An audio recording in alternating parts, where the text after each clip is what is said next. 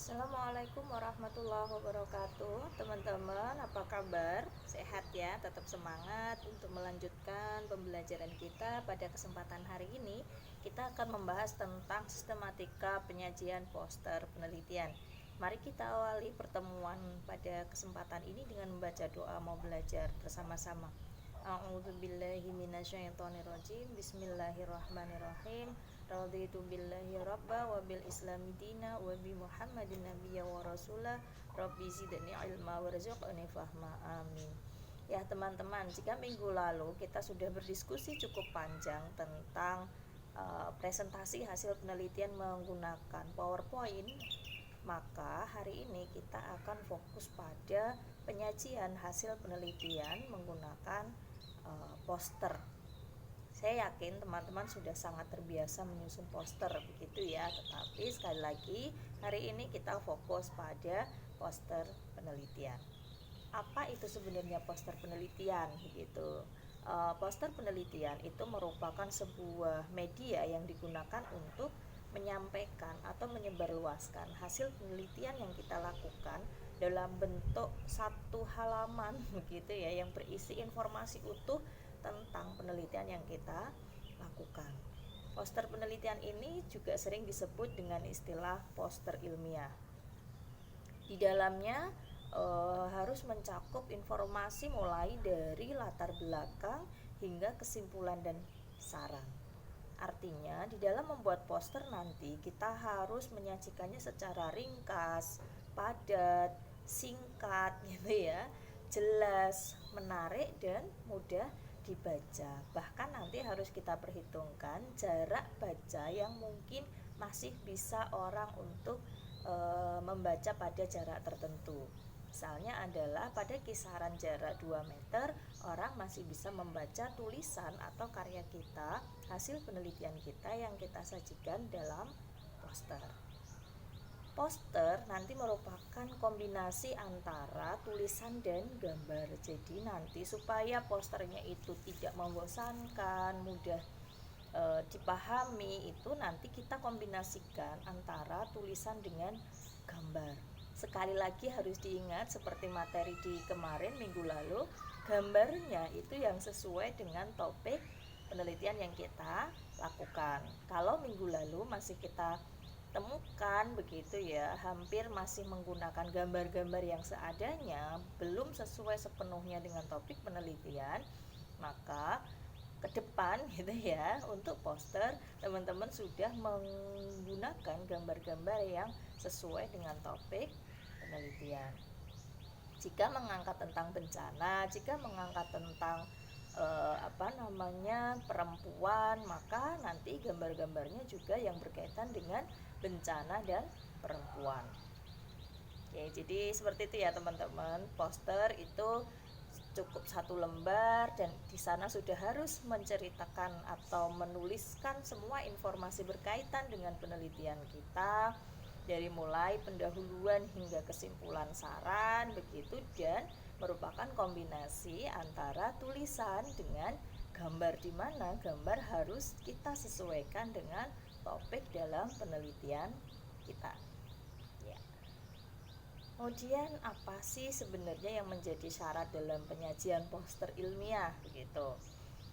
Seperti yang tadi didiskusikan di depan begitu, bahwa poster tadi harus kita sajikan dalam kata-kata yang singkat, lugas, padat, berisi begitu ya, dan yang pasti harus menarik sehingga dapat menimbulkan ketertarikan orang begitu, ketertarikan khalayak untuk membaca secara utuh poster yang kita sajikan. Kemudian yang kedua, poster itu berisi summary atau ringkasan gitu ya, ringkasan penelitian yang sudah kita lakukan. Gambar-gambar yang kita sajikan di poster atau nanti berupa diagram atau grafik gitu, maka sebaiknya menyajikan secara menarik dan atraktif begitu ya, sehingga orang itu ketika melihat dari kejauhan sudah penasaran terlebih dahulu, wah tentang apa sih penelitiannya begitu. Kemudian yang berikutnya adalah berkaitan dengan estetika dan etika penulisan poster. Artinya berkaitan dengan keindahan, kerapian, kemudian penampilan poster. Ini terkait dengan pemilihan background, pemilihan warna, pemilihan font, ukuran font dan sebagainya. Itu penting diperhatikan karena apa?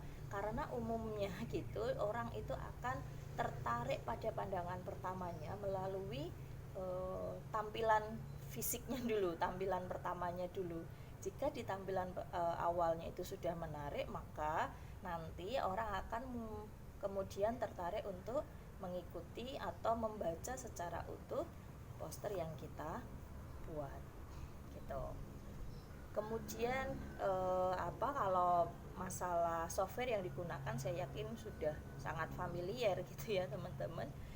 Bisa dimaksimalkan software apapun, di mana di situ nanti teman-teman bisa maksimalkan untuk menyusun poster hasil penelitian. Nah, bagian-bagian dalam penyajian poster itu ada 3 gitu, bagian atas, bagian tengah, dan bagian bawah atau samping.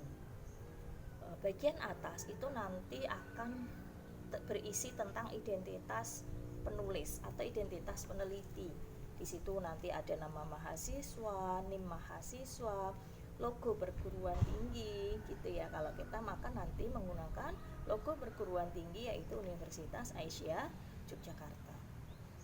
Jika penelitian kita itu kemudian bermitra dengan pihak lain, didanai oleh pihak lain, misalnya penelitian teman-teman ini mendapatkan dana dari Kemendikbud atau mendapatkan dana dari perusahaan, maka logo perusahaan atau logo Kemendikbud itu juga nanti kita tampilkan berdampingan dengan logo perguruan tinggi. Kemudian di bagian tengah itu merupakan isi, jadi inti poster kita itu ada di bagian tengah setelah identitas kita gitu.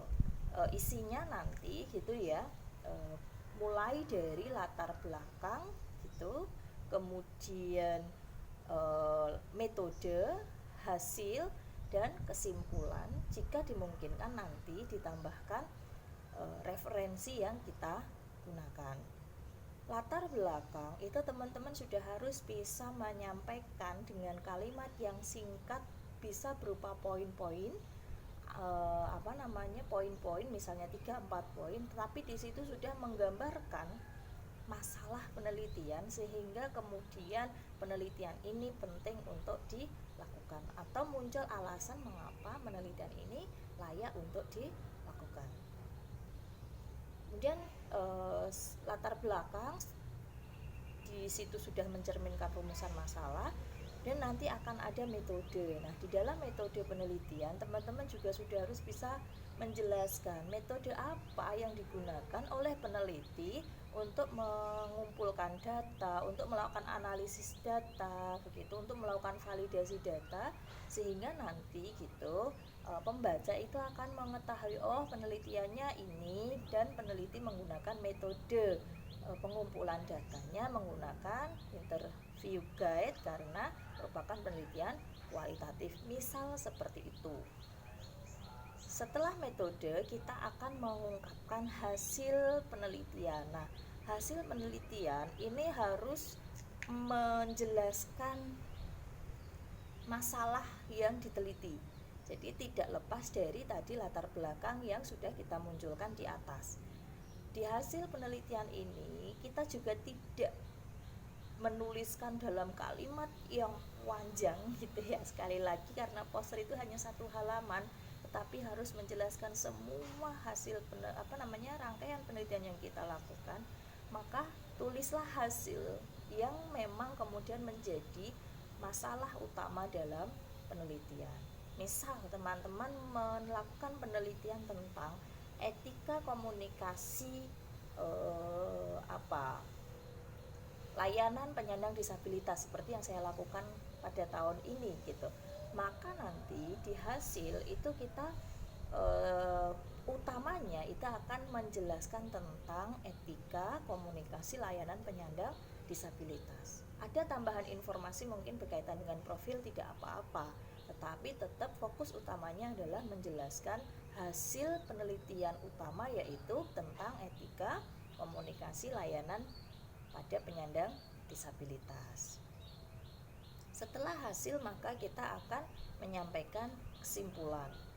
Kesimpulan itu merupakan jawaban dari tujuan penelitian. Jadi teman-teman silahkan membuat kesimpulannya juga ringkas, lebih ringkas dari hasil penelitian. Itu yang harus diingat teman-teman. Seringkali gitu ya mahasiswa itu, karena semua hal ingin diungkapkan gitu, sehingga masih banyak sekali tulisan di dalam sebuah poster penelitian, dan kesimpulan kadangkala itu lebih panjang dari hasil penelitian. Nah, jika nanti masih dimungkinkan ada slot gitu ya, space untuk referensi atau daftar pustaka, maka nanti bisa ditambahkan referensi atau daftar pustaka dan rekomendasi. Jadi mungkin nanti peneliti akan merekomendasikan kepada tempat penelitian atau kepada akademisi lain atau kepada pemerintah gitu, berdasarkan hasil kemudian memberikan rekomendasi apa yang sebaiknya dilakukan ke depan. Bagian bawah atau samping gitu ya, itu boleh kemudian teman-teman menempatkan tadi sesuai dengan layoutnya gitu, identitas tambahan berkaitan dengan si penulis poster atau peneliti.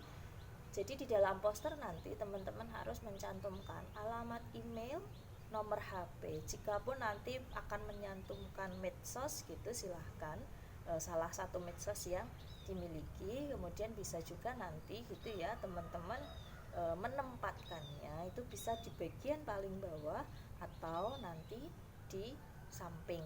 Kembali lagi pada desain layout yang teman-teman putuskan. Dan jangan lupa memberikan ucapan terima kasih kepada pihak-pihak yang sudah terlibat di dalam penelitian. Utamanya adalah lembaga atau organisasi yang mendukung penelitian kita. Misalnya tadi adalah kita didukung oleh Kemendikbud, maka sampaikanlah ucapan terima kasih kepada Kemendikbud di bagian bawah dari poster yang kita susun. Tuh teman-teman. Nah, berikutnya ini saya coba sampaikan ke teman-teman, ada penata kelolaan poster yang menjadi dasar penyusunan poster hasil penelitian dari Kemenristek tahun 2018. Cukup detail begitu ya, sampai ukurannya berapa, jenis fontnya apa, kemudian jumlah katanya berapa, kemudian bagaimana kolomnya ukurannya berapa, sangat detail gitu. Dan ini ketika ada aturan seperti ini maka wajib kita penuhi, wajib kita ikuti. Ini adalah aturan yang dulu gitu ya, waktu tahun 2018 itu dosen yang memperoleh dana penelitian dari kementerian itu mempunyai salah satu output berupa poster hasil penelitian, dan aturan pembuatannya seperti yang tertera dalam slide ini. Nah, kalau kita lihat dari aspek penilaiannya, memang tertinggi itu ada pada substansi atau konten dari penelitian yang kita sajikan melalui poster. Konten di situ adalah keterkaitan antara rumusan masalah atau yang kita sajikan dalam latar belakang sampai dengan kesimpulan dan saran. Itu namanya substansi atau kontennya. Ada keterkaitan enggak? Jangan-jangan nanti tidak ada keterkaitan antara latar belakang sampai kesimpulan dan saran. Semakin sesuai dengan keterkaitannya semakin terlihat antara kesimpulan dan saran, maka nilainya semakin tinggi.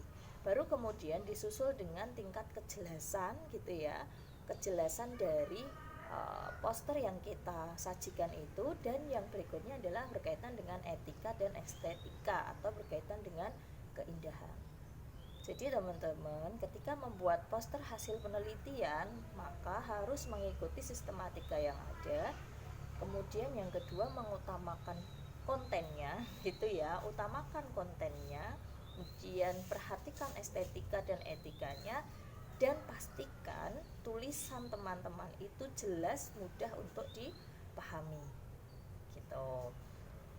Nah, ini adalah contoh itu ya, poster penelitian saya dengan Pak Akbar pada tahun 2018. Pada saat itu kami meneliti tentang pola jaringan komunikasi layanan kesehatan bagi penyandang disabilitas korban erupsi Gunung Merapi. Jadi kami menyajikan hasil penelitian itu dalam bentuk poster. Ada sekitar 60 halaman, mulai dari latar belakang hingga kesimpulan dan saran. Tetapi kami harus menyajikannya dalam bentuk poster cukup 1 halaman, yang di situ sudah harus menggambarkan dari rumusan masalah hingga kesimpulan dan saran. Ya, mungkin itu teman-teman diskusinya di forum ini. Silahkan untuk memperjelas lagi, akan kita lanjutkan melalui forum e-learning seperti biasanya. Ya, saya rasa demikian. Mari kita akhiri dengan membaca doa setelah belajar bersama-sama. A'udzubillahi minasyaitonirrajim. Bismillahirrahmanirrahim. Allahumma arinal haqqo haqqo warzuqna tiba'ah wa arinal batila batila warzuqna ijtinabah. Amin. Billahi taufiq walhidayah. Assalamualaikum warahmatullahi wabarakatuh.